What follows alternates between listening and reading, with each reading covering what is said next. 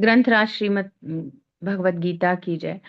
विश्व गुरु शिल प्रभुपाद की जय। श्री श्री राधा वृंदावन चंद्र भगवान की जय। तो अध्याय 13 है हमारा 13, और आज हम 25वें श्लोक का अध्ययन करेंगे। 13.25 प्रकृति, पुरुष और चेतना, नेचर, इंजॉयर, कॉन्शियसनेस।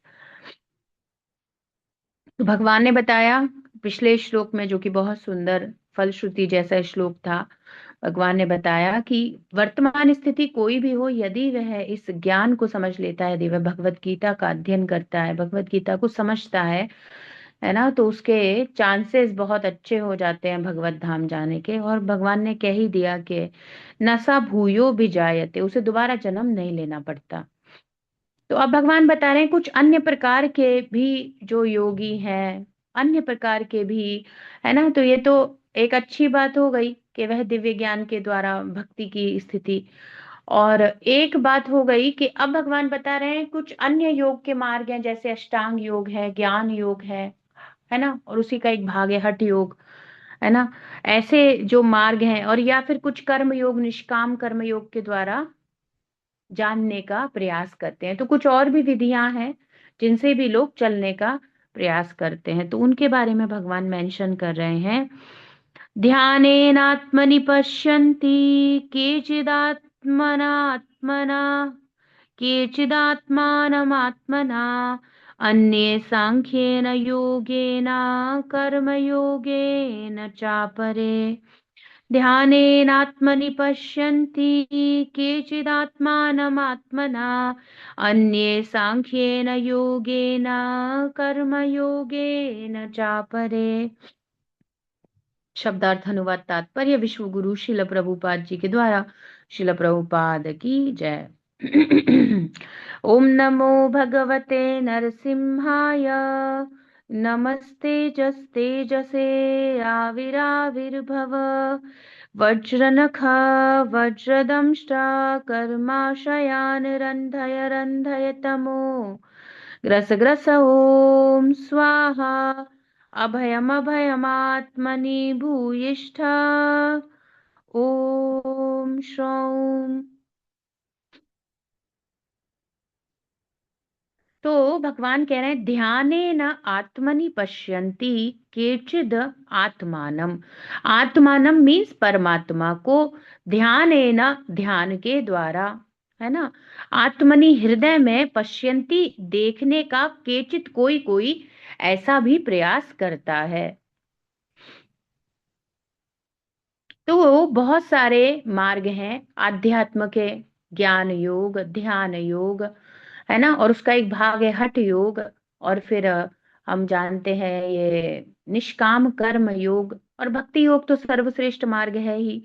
तो कह रहे हैं कि कभी कभी वे अपने हृदय में देखने का, कभी कभी मतलब केचित केचित कोई कोई अपने हृदय में परमात्मा को देखने का पश्यंती प्रयास करता है। आत्मना, विशुद्ध चित्त वाला, है ना, जिसका हृदय जितना शुद्ध हो जाएगा, ऐसा व्यक्ति अपने हृदय में परमात्मा पर ध्यान लगा करके देखने का प्रयास करता है। अन्य सांख्येन, और कुछ और लोग हैं जो दूसरे प्रकार के योगा सिस्टम को फॉलो करते हैं, वे सांख्य योग, सांख्य किसका भाग है, ज्ञान योग का, जिसमें एनालिटिकल स्टडी होती है, एनालिसिस करते हैं बॉडी से मैं डिफरेंट हूँ, वह ज्ञान के द्वारा ये एनालिसिस करता है ना। तो हमारे यहाँ देखें तो हमारा जो है सेकंड चैप्टर में भगवान ने सांख्य का वर्णन किया है, पर वह भक्ति में स्थिति है। कैसे, वहां सांख्य का वर्णन है कि हम शरीर और आत्मा अलग अलग हैं, पर हम जब प्रैक्टिस करते हैं तो भक्ति की ही प्रैक्टिस करते हैं।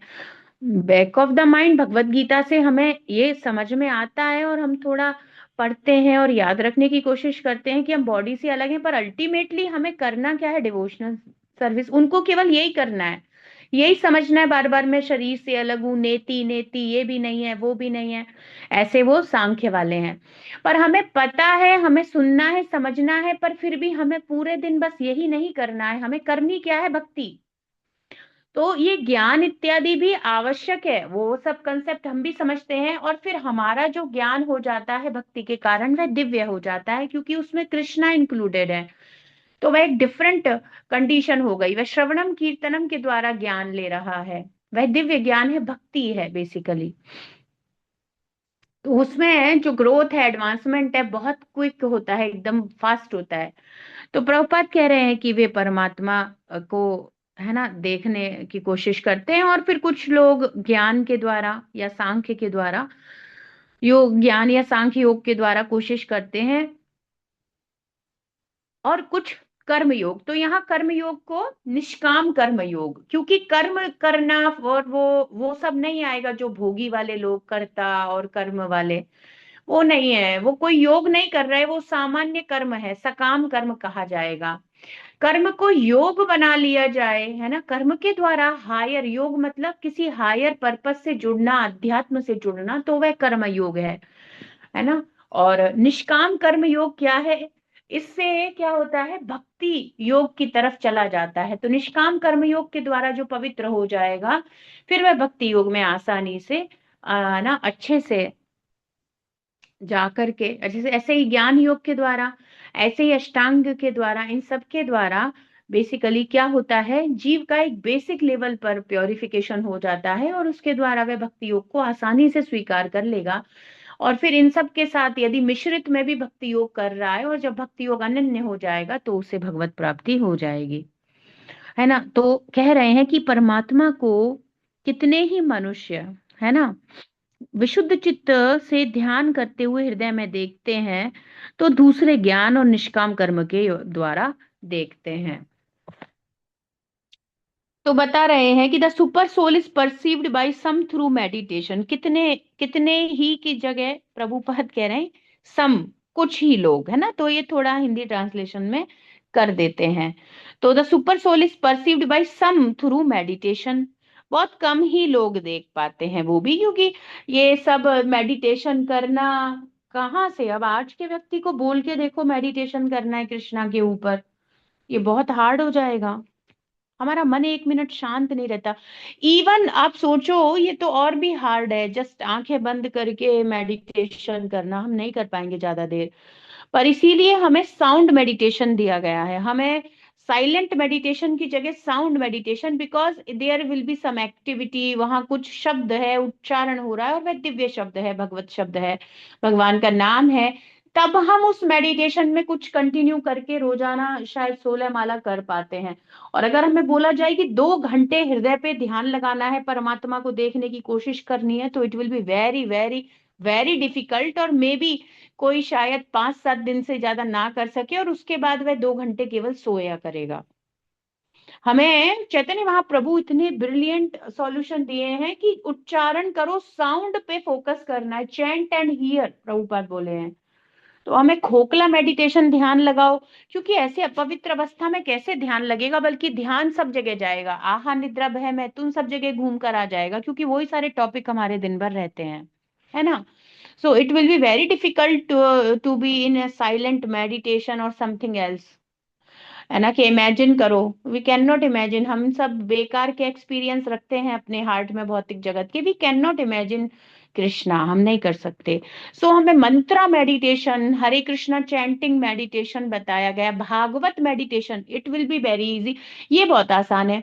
भागवत में आप श्लोक सुन रहे हो, उससे आप मेडिटेट कर रहे हो कृष्णा के ऊपर, हम भगवान की ब्यूटी सुनते हैं, हम भगवान की ट्रांसीडेंटल ब्यूटीफुल क्वालिटीज सुनते हैं, हम कृष्णा के डिवोटीज पे मेडिटेट करते हैं जब हम उनकी स्तुतियां सुन रहे हैं। ब्रह्मा जी की हमने देखी थी, है ना, कुंती महारानी की स्तुतियां, भीष्म पितामह की स्तुतियां, हमने सुखदेव गोस्वामी पाद की स्तुतियां देखी थी। तो ये सारी स्तुतियां, सब ये सब क्या है, ये सब मेडिटेशन का बहुत सुंदर तरीका है। तो डिवोटी भी मेडिटेशन करते हैं, but they do sound meditation, basically Hare Krishna chanting meditation, and they do Bhagavat meditation, Gita meditation. हम लोग ये मेडिटेशन का हम ध्यान लगाते हैं, तो गीता में भगवान के शब्दों का स्मरण करने की कोशिश करते हैं, और उसका मनन चिंतन करते हैं कि भगवान ने क्या बताया था, उसी के लिए हम रिवीजन क्लासेस रखते हैं। तो यहाँ पर शिला प्रभुपाद बता रहे हैं है ना, that super soul is perceived by some through meditation, by some through the cultivation of knowledge, and by others through working without fruitive desire, निष्काम कर्म योग। तो भोग के द्वारा तो कोई ऑप्शन है नहीं, ना भोग के द्वारा किसी को भगवत प्राप्ति हुई है, ना भोग कहीं भी हेल्प करता है। तो आध्यात्मवादी के लिए तो ये कुछ मार्ग बताए गए हैं। तो यहाँ पर शिला प्रभुपाद जी बता रहे हैं कि श्री भगवान अर्जुन को सूचित करते हैं कि स्वरूप साक्षात्कार की जिज्ञासा के संबंध में बद्ध जीवों की दो श्रेणियां हैं। तो एक तो बिल्कुल नास्तिक लोग हो गए, है ना, अनीश्वरवादी, अज्ञेयतावादी तथा संशयात्मा। उन मनुष्यों में तो ज्ञान का लेश भी नहीं होता, तो एक बिल्कुल घोर अज्ञान में पड़े हुए लोग हैं, है ना। और क्या कह रहे हैं, बहुत से ऐसे भी हैं जो परमार्थ में श्रद्धावान है। तो दो दो प्रकार की कैटेगरी है ना, कंडीशन सोल की, जो सेल्फ रियलाइजेशन की तरफ चलना चाहते हैं। तो जो एक तो इसमें से बिल्कुल आउट ही हो गए, एक तो बिल्कुल नास्तिक, वो तो बिल्कुल आउट ही हो गए, जो कुछ भी नहीं जानते, घोर तमस और अंधकार में पड़े हुए, वो तो स्पिरिचुअल अंडरस्टैंडिंग की तरफ सोचते ही नहीं है क्या होता है, उनको कोई मतलब ही नहीं है, वो डार्कनेस में रहना चाहते हैं, है ना। तो प्रभुपाद कह रहे, but there are others who are faithful in their understanding of spiritual life and they are called workers who have renounce fruitive results. तो प्रभुपाद कह रहे हैं, जो परमार्थ में श्रद्धावान है, भगवान की तरफ या अध्यात्म में आगे जाना चाहते हैं, तो उनमें भाव यह है कि वास्तव में एकमात्र भगवत भक्त नहीं, वे ये निष्काम कर्म योगी कहलाते हैं, अद्वैतवादी अनीश्वरवादी की कोटि में ही आते हैं। तो क्या समझाने का प्रयास हो रहा है कि बहुत सारे योगा के मार्ग हैं, और बेसिकली एक तो नास्तिक लोग हैं, वे तो चले ही गए, और अद्वैतवादियों को भी, है ना, नास्तिकों की कोटि में ही रखा है। क्यों? क्योंकि वो कह देते हैं, तो अब ये जो ब्रह्म ज्योति वाले हैं, these all people are atheist, ये नास्तिक है, अनीश्वरवादी है। क्यों? क्योंकि भगवान के अस्तित्व में विश्वास ही नहीं रखते, ये कहते हैं एक निराकार स्थिति है और हमें जाके लीन होना है। तो ये बिल्कुल अलग है, ये बिल्कुल अलग है। एटलीस्ट कोई ध्यान कर रहा है परमात्मा पे, तो वह तो जानता है कि डिफरेंट है, एक परमात्मा है, एक मुझसे श्रेष्ठ कोई स्थिति है। यहाँ तो ये कह रहे हैं, तुम भी ब्रह्म, हम भी ब्रह्म, और हम सब ब्रह्म ज्योति हैं, या हम सब ब्रह्म हैं और हम एक दूसरे में सब एक है बेसिकली। तो ये जो अद्वैतवादी हैं, ये भी अनीश्वरवादी या नास्तिक हैं। और आपको पता ही है बाकी जो सारे हैं, भगवान के अस्तित्व पे संशय आत्मा डाउट करने वाले लोग, नास्तिक लोग, ये सब, ये तो अलग ही कैटेगरी हो गई, ये तो तमोगुण वाले, घोर अज्ञान वाले लोग हो गए। और जो भगवान के प्रति श्रद्धा रखते हैं, उनमें निष्काम कर्म योगी भी हैं, है ना। तो भाव यह है कि वास्तव में एकमात्र भगवत भक्त पारमार्थिक बोध का अधिकारी है, क्योंकि वे जानते हैं कि इस प्रकृति से परे एक अप्राकृत धाम है, और प्राणी मात्र में परमात्मा स्वरूप से व्यापक श्री भगवान भी, भगवान क्या है, मायातीत हैं। तो शिला प्रभुपाद जी बता रहे हैं, एक हो गया अनीश्वरवादी, और एक जो फिर आध्यात्म में जो चल रहे हैं, उसमें कुछ डिफरेंट टाइप ऑफ योगा को फॉलो कर रहे हैं। लेकिन अगर बात की जाए तो वास्तविकता में जो भगवत विज्ञान में रुचि रखते हैं, जो भगवान के भक्त हैं, वो वास्तविकता में सही सही अर्थ में इस आध्यात्म के विषय को समझ सकते हैं। वो समझ सकते हैं कि इस माया से परे भगवान है और भगवान का धाम है ना। और वे ही भगवान हैं जो क्या करते हैं, अपना विस्तार करते हैं, उनके अंश अवतार के रूप में, परमात्मा के रूप में सबके हृदयों में विराजमान रहते हैं। तो देखो क्या अंडरस्टैंडिंग शिला प्रभुपाद जी बता रहे हैं। प्रभुपाद कह रहे हैं कि वो घोर तमोगुण वाले तो अलग कर दो, और अद्वैतवादी भी उसी में रखे गए हैं। अब आप सोचो, ये जो निर्विशेषवादी हैं, ये सब घोर अज्ञान में, तमस में रखे गए हैं, अज्ञान में रखे गए हैं। इनको अनीश्वरवादी की श्रेणी में ही रखा जाता है। अब जितने भी शंकराचार्य फिलोसफी के फॉलोअर्स हैं, है ना, ये सब उसी में रखे गए हैं। अब ऐसे लोगों से आप क्या तो डिस्कशन और बहस कर सकते हो, या ऐसे, मतलब आप जब कुछ बचा ही नहीं, जब उनको अनीश्वरवादी की कैटेगरी में ही रखा जाता है, अद्वैतवादी, क्योंकि वे ईश्वर में तो विश्वास ही नहीं करते। ये तो कहते हैं सब कुछ विलीन हो जाता है ना, सब कुछ एक है, एक प्रकाश मात्र है, ऐसी सोच रखने वाले के बारे में घोर अज्ञान कहा गया है, तो पिक्चर से आउट है ना। तो यहाँ श्रील प्रभुपाद जी बता रहे हैं कि लेकिन जो डिवोटी होता है, उसकी अंडरस्टैंडिंग प्रॉपर है, वो जानता है कि Krishna supreme personality of godhead है, और कृष्णा ही अपना एक्सपेंशन करके सुपर सोल के रूप में हर जीव के हृदय में उपस्थित रहते हैं। तो श्रील प्रभुपाद जी कह रहे हैं कि अवश्य अन्य अनेक साधक ज्ञान के अनुशीलन से भी परम सत्य को जानने का प्रयास करते हैं। ज्ञान योगी के विषय में भी बता रहे हैं। उन्हें द्वितीय कोटि में सम्मिलित किया जा सकता है। तो एक कोटि हो गई जो भक्ति योगा की है, और अन्य बाकी सब किस में चलेगा, एक सेकंड कैटेगरी जिसमें ज्ञान योगी भी आ गया, जिसमें ध्यान योगी भी आ जाएगा, और जिसमें ये हमारा निष्काम कर्म योगी भी आ जाएगा, है ना। दो दो कैटेगरीज को ऐसे प्रभुपाद डिवाइड कर रहे हैं। तो द्वितीय कोटि में ये लोग आ जाएंगे। तो कह रहे हैं अनीश्वरवादी दार्शनिकों के मत में यह जगत 24 तत्वों से बना है और जीवात्मा 25वां तत्व है। जब उन्हें बोध हो जाता है कि जीवात्मा स्वरूपतः इन प्राकृतिक तत्वों से अतीत है, मतलब परे है, तो वह यह भी जान सकते हैं कि जीव के ऊपर एक और तत्व है, वह है श्री भगवान। तो वास्तविकता में हमने देखा था 24 तत्व हैं, है ना। और एक तत्व को, आत्मा को काउंट कर लें तो 25 हो गए, और एक परमात्मा को काउंट कर लें तो 26वें तत्व भगवान हो गए। बेसिकली परमात्मा, जो कि जीव के साथ, अगर हम बॉडी की बात करें तो बॉडी में क्या हुआ, 24 elements plus one soul and +1 super soul.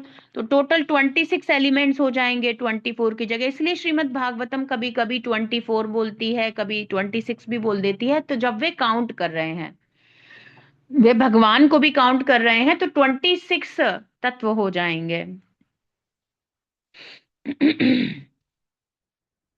बाकी जो अज्ञानी लोग हैं, जो नास्तिक लोग हैं, वे केवल 24 तत्वों को ही समझते हैं, है ना। और वे यदि आत्मा को काउंट कर लें तो वो 25वें तत्व को समझने लग जाएंगे, जो कि बहुत रेयर है, क्योंकि वे तो सब कुछ, है ना, मैटर से आया हुआ ही मानते हैं। तो यदि वे आत्मा को भी काउंट करते हैं तो उसको भी मैटर के लेवल पर ही देखते हैं, और फिर वो ये कह देते हैं सब कुछ शून्य हो जाता है ना। ऐसा है। और प्रभुपाद कह रहे हैं कि यदि वे 26वें तत्व को समझ लें तो वो तो बड़ा ही रेयर हो जाएगा, है ना। तो यहाँ पर भगवान को परमात्मा रूप में समझ लेना तो 26वां तत्व हो जाएगा। हम्म। है ना। जीव के ऊपर एक और तत्व है श्री भगवान। इस विधि से क्रमशः वे भी कृष्ण भावना भावित भक्ति योग के स्तर पर पहुंच जाएंगे। तो यदि प्रभुपाद कह रहे हैं कोई अनीश्वरवादी व्यक्ति जो 24 तत्वों को मान रहा है और वह आत्मा को भी एक तत्व के रूप में काउंट करके 25 समझ लेता है, और यदि वह एक और तत्व को समझ ले जो है भगवत तत्व या परमात्मा, ऐसा समझ ले जो कि 26 एलिमेंट है, तो धीरे धीरे धीरे धीरे प्रभुपाद कह रहे हैं gradually they also come to the standard of devotional service in Krishna consciousness. तो धीरे धीरे वे भक्ति में आगे बढ़ जाएंगे। मतलब कहने का अर्थ है, जब तक जीव भगवान के तत्व को नहीं समझेगा, तो कहने का अर्थ है सांख्य योग के द्वारा उसने तत्वों को समझ लिया कि 24 तत्व हैं, है ना। तो इन सबको समझ लिया। या जो बिल्कुल नास्तिक लोग थे वो मैटर की ही बात करेंगे, सब कुछ शून्य होने की बात करेंगे। अगर वो आत्मा को समझ लेते हैं तो कुछ आगे आ गए। ज्ञान योग में तो समझा जाएगा, ज्ञान योग में तो बताया है आत्मा से अलग है। पर जो बिल्कुल अनीश्वरवादी हैं, यदि वो 25th एलिमेंट को काउंट कर लें तो बहुत अच्छा है, और 26 को भी काउंट कर लें तो फिर तो वे भक्ति में ही आ जाएंगे। जब वे परमात्मा के अस्तित्व में विश्वास करने लगे तो फिर तो वे 26वें तत्व को काउंट करते ही धीरे धीरे वे भगवत भक्ति में प्रवृत्त हो जाएंगे, है ना। तो शिला प्रभुपाद जी कह रहे हैं कि निष्काम कर्म करने वालों का साधन भी उन्हें संसिद्धि की दिशा में अग्रसर करता है। देखो, ज्ञान योग अग्रसर करता है, अष्टांग भी अग्रसर करता है, और निष्काम कर्म योग भी अग्रसर करता है, लेकिन भक्ति श्योरिटी है, अग्रसर नहीं करती। भक्ति तो भगवत प्राप्ति कराती ही है। तो ये अग्रसर कर रहे हैं, ज्ञान योग से आ रहा है, आगे जा रहा है ना। और निष्काम कर्म योग से आ रहा है, फिर वो प्रोग्रेस करके आगे जा रहा है। कहाँ जा रहा है, भक्ति योग में जा रहा है। ये लोग शुरू कर रहे हैं जिस भी योगा सिस्टम ऑफ योगा से, और फिर ये जा कहाँ रहे हैं, ultimately they will go to devotional service, bhakti yoga में जाएंगे। तब भगवत प्राप्ति होगी। जैसे भगवान ने कहा था, बहुनाम जन्म नामन्ते ज्ञानवान माम प्रपद्यते। बहुत बहुत जन्मों तक चलने के बाद, है ना, कोई ज्ञान योग में स्थित व्यक्ति मुझ तक पहुंच पाता है। क्यों? क्योंकि ज्ञान के बाद बहुत सारा परिश्रम और करना है। ज्ञान योग के बाद भक्ति योग में श्योरिटी है, भक्ति योग सर्वश्रेष्ठ है, वहां से सीधे भगवत प्राप्ति होती है। और अन्य जितने भी योग हैं, जैसे मानो एक सीधी ट्रेन है जो कृष्णा के पास ले जाती है, वो है भक्ति योग। आप सीधे दिल्ली से बैठो वृंदावन पहुंच गए। एक आपने टैक्सी करी, वो टैक्सी ने आपको एक जगह छोड़ा, और फिर आपको दूसरी टैक्सी करनी पड़ी, अल्टीमेट उसी ट्रेन में बैठना पड़ा जो आपको सीधे डायरेक्ट कृष्णा के पास ले जाती है, वो है भक्ति योगा। तो ऐसे है, तो कोई किसी भी टैक्सी से आ रहा है, अल्टीमेट उसे उसी ट्रेन में बैठना पड़ेगा जो सीधे वृंदावन ले जाती है, वो भक्ति योग है। तो कह रहे हैं धीरे धीरे निष्काम कर्म योगी भी प्योरिफाइड होता है उसके भोगने की इच्छा को त्यागने के कारण। निष्काम, वह किसी काम वासना से अपनी किसी इच्छा के कारण मोटिवेट होकर कोई कर्म नहीं करता कि इस कर्म का मुझे क्या फल मिलेगा। वह शुद्ध होना चाहता है, वह सेक्रीफाइस के रूप में कर्म करता है या वह कर्तव्य के रूप में कर्म करता है और कर्म के फलों से डिटैच रहता है, तो उसके अंदर एक प्योरिटी क्रिएट होती है। ऑस्टेरिटी करता है जब वो इस प्रकार से कर्म को भोगता नहीं है, फल को भोगना नहीं चाहता, अपने कर्तव्य के रूप में करता है, तब ऐसा करने से वह पवित्र होता है और भक्ति को समझ पाता है और भक्ति योग में अग्रसर हो जाता है। तो इन सबको आकर के फाइनली भक्ति की ट्रेन में बैठना होगा। अदर जितने भी मोड ऑफ योगाज हैं, है ना, तो श्रील प्रभुपाद जी कह रहे हैं कि कहने का तात्पर्य यह है कि उन्हें कृष्ण भावना भावित भक्ति योग के स्तर तक उन्नति करने का सुयोग मिलता है। तो निष्काम कर्म योगी को भी कृष्णा कॉन्शियसनेस में अल्टीमेट उस एक ट्रेन में बैठना है जो भक्ति योगा की है या कृष्णा कॉन्शियस की ट्रेन है, कॉन्शियसनेस की ट्रेन है। ऐसे ही ध्यान योगी को भी उसी में बैठना है और ज्ञान योगी को भी उसी में बैठना है। पर इनकी उन्नति हो जाएगी, क्यों? क्योंकि ये अध्यात्म की तरफ चलना चाहते हैं, इन्होंने कुछ तो हायर पर्पस चुना है। मे बी इनका तरीका बहुत लंबा हो सकता है, पर वे चलना चाहते हैं भगवान की तरफ।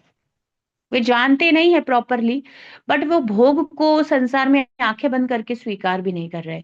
तो इन्होंने कुछ तो तपस्या है अपने जीवन में, ज्ञान योग, ध्यान योग, अष्टांग, बेसिकली ध्यान या अष्टांग एक ही बात है, या फिर निष्काम कर्म योग के द्वारा कुछ तो सेक्रीफाइसेस करने शुरू किए हैं। और हम देख रहे थे तपह हृदयम भगवान को कहा जाता है। तो जिन तपस्या, ओ यज्ञ हृदयम है ना, सेक्रीफाइस बेसिकली। तो सेक्रीफाइस जब कोई करता है, भोगने की स्थिति से दूर रहता है और तपस्या रूप में जीवन को स्वीकार करता है अध्यात्म में उन्नति करने के लिए, तो भगवान उसे फिर भक्ति योग से जोड़ने का लाभ दे देते हैं, वह धीरे धीरे आ जाएगा। तो इस श्लोक में उल्लेख है कि बहुत से शुद्ध बुद्धि मनुष्य ध्यान द्वारा परमात्मा की प्राप्ति में तत्पर हैं, है ना। जो ध्यान योगी हैं वे क्या करते हैं, अपने आप को पवित्र करते हैं। आपको पता ही है, यम नियम आसन प्रत्याहार ध्यान धारण समाधि ऐसे करके ये लोग जाते हैं और हृदय में परमात्मा की उपलब्धि हो जाने पर वे दिव्य अवस्था को प्राप्त हो जाते हैं, मतलब समाधि की स्टेज में पहुंच जाते हैं, जो कि बहुत डिफिकल्ट है सिंपली। तो वे भगवान को हार्ट में देखने लग जाते हैं, वे भगवान को हार्ट में देखने लग जाते हैं, तो वे दिव्य स्थिति में पहुंच जाते हैं, है ना। तो प्रभुपाद कह रहे हैं इसी भांति दूसरे ज्ञान के सेवन से परमात्मा को जानने का साधन करते हैं। ऐसे भी हैं जो हठ योग का अभ्यास करते हुए अपनी बाल उचित क्रियाओं द्वारा श्री भगवान को प्रसन्न करना चाहते हैं। तो हठ योग बेसिकली एक और कॉम्प्लिकेटेड पार्ट है ना। तो जिसमें व्यक्ति बहुत ज्यादा अपनी इंद्रियों को खींचता है ना, बहुत ज्यादा खींचता है, मतलब कुछ भी बहुत ज्यादा संयम, बहुत ज्यादा आंखें तो फिर देखेंगे नहीं, बंद। और वह इस प्रकार से सब कुछ बहुत हट करता है, बड़ा ही बॉडी को कंट्रोल करने का सेंसेस को, और ये बहुत डिफिकल्ट है, ये आसान है नहीं। तो हठ योगा सबसे ज्यादा, है ना, कॉम्प्लेक्स है और बहुत डिफिकल्ट है। पर व्यक्ति हट करता है, जैसे बच्चा जिद करता है। कभी आपने देखा है बच्चे क्या करते हैं, कभी कभी तो जिद करते हैं, तो कुछ बच्चे इतने डिफिकल्ट हो जाते हैं कि सांस रोक लेते हैं और नीले पड़ जाते हैं, ऐसे नीले लाल हो जाते हैं। वो मार्केट गए और उन्हें कुछ खिलौना चाहिए, तो टेम्पर टेंट्रम्स तो ठीक है, तब भी जिद करना। और कई बार वो इतना सीवियर हो जाता है, बाल हट बोलते हैं ना, बड़ा टेढ़ा, बच्चा इतना जिद्दी हो जाता है कि वो मतलब बस बस एकदम जैसे कि उसके प्राण छूटे, वो सांस रोक लेते हैं। तो वो बच्चों जैसी हठ की क्रियाएं, एकदम सांस रोक लेना, बहुत ज्यादा जोर लगाना, है ना, ऐसे करते हैं जैसे बॉडी बिल्कुल एकदम इनकी एकदम टीयर हो जाए, ऐसे बहुत ज्यादा अपने बॉडी के साथ ये लोग करते हैं, है ना, ऐसा। तो इंद्रियों को बहुत ज्यादा कर्षित करते हैं कि सब समाप्त हो जाए, ऐसी स्थिति में पहुंच जाते हैं। तो ऐसी बच्चों वाली क्रियाओं की प्रभुपाद कह रहे हैं इनके द्वारा भी वे लोग अध्यात्म में उन्नति करने का प्रयास करते हैं। तो सिंपल सी बात है कि अन्य भी योगा प्रोसेस है, पर सबसे सरल भक्ति योगा है। और उसमें क्या करना है, हम सुबह भी देख रहे थे, बस यज्ञ करना है। और क्या यज्ञ करना है? कलयुग में संकीर्तन यज्ञ यज्ञ करना है। तो हरे कृष्णा की चैंटिंग, ना तो इंद्रियों को, कि आंखें हैं तो अब नहीं मान रही हैं तो आंखों को फोड़ लो, है ना, ऐसे। तो ऐसे हट वगैरह ऐसा कुछ नहीं करना है। बड़ा सरल है। इंद्रियां जिसकी है ना, जिनसे बिलोंग करती है, बस उनको समर्पित करनी है। तो कृष्णा की है, ऋषिकेण ऋषिकेश, तो भगवान ऋषिकेश को इन इंद्रियों को समर्पित कर देना है, जस्ट बस इतना ही करना है। तो जिह्वा है ना, इंद्रिय है, इससे क्या करते हैं? हम बोलते हैं और प्रसाद ग्रहण करते हैं, इससे रस आनंद प्राप्त करते हैं। तो भगवत प्रसाद ग्रहण करना है और भगवान के विषय में बोलना है। अब इसमें खींचातानी की ज्यादा जरूरत है नहीं। ऐसा मना नहीं किया कि भोजन नहीं लेना है, या ऐसा मना नहीं किया कि मौनम हो जाना है, बोलना नहीं है ना। आपको पता है, ये भक्त का मौन होता है कि वह कृष्ण के बारे में ही बात करता है। तो ऐसे तो बहुत खींचातानी, बच्चों के जैसे जिद करना, या बहुत समय तक बहुनाम जन्मनामन्ते ज्ञान में लगे रहना, और फिर किसी निष्कर्ष पे पहुंचना कि हाँ परमात्मा जैसी स्थिति होती है, या फिर आपको पता ही है, प्रत्याहार और समाधि, ये ध्यान धारणा, है ना, ये सब करके समाधि में पहुंचना, ये सब डिफिकल्ट है कंपैरेटिवली भक्ति योगा। अब यहाँ पर तो श्रवणम कीर्तनम करके आप हाईएस्ट ट्रांसेंडेंटल स्टेज में पहुंच सकते हो। परीक्षित महाराज केवल श्रवण करके भगवत प्राप्ति कर ली, हाईएस्ट लेवल पे पहुंच गए। सुखदेव गोस्वामी पद केवल कीर्तन करके, तो बोलना कितना सरल है, हमारा स्वभाव ही है कि हम बात करना चाहते हैं। बस उन्होंने टॉपिक्स को चेंज कर दिया, है ना, उन्होंने टॉपिक्स को कृष्णा कॉन्शियस टॉपिक्स कर दिया। तो इसमें कोई ज्यादा दम या प्रयास लगाने की जरूरत नहीं है। बेसिकली मन मना कर दिया, मन को भगवान में लगा दिया, अपने आप सारा काम हो रहा है। तो ऐसे अपने आप इंद्रियां नियंत्रित हो रही हैं। तो अन्य भी योगा के प्रोसेस भगवान ने मेंशन कर दिए, है ना। और अब भगवान एक सरल और तरीका बताएंगे, जिसका अध्ययन हम परसों करेंगे, है ना, कल हम रिवीजन करेंगे। श्रीमद् भगवत गीता भगवत वाणी की जय, विश्व गुरु शिल प्रभुपाद की जय, श्री श्री राधा वृंदावन चंद्र भगवान की जय।